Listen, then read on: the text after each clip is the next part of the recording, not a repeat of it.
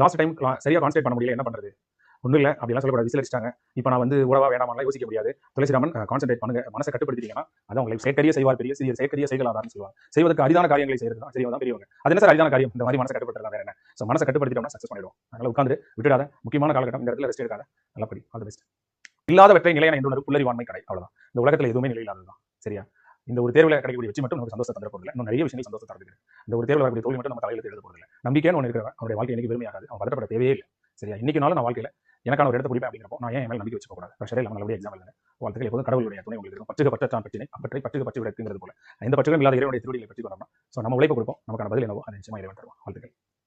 ஊக்கத்திற்கு ஒரு திருக்குறள் சொல்லுங்க அப்படின்னு சொல்றாங்க. சிதைவிடத்தும் உள்கார் உறவு ஒரு புதையம் பட்டுப்பாடும் கழிவு.